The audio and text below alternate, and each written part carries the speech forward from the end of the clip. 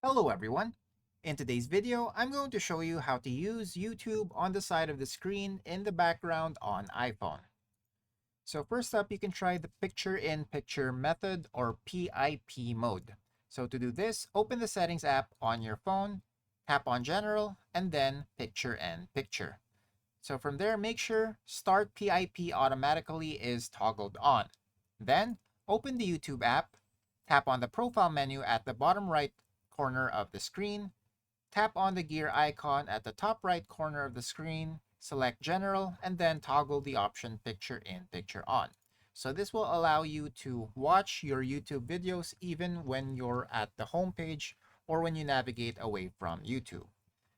Now, alternatively, you can also try using YouTube Premium. So if you have a YouTube Premium subscription, you can play videos in the background directly through the YouTube app without having to use other methods such as picture-in-picture mode. And that's it for today. Thanks for tuning in, and I'll see you next time.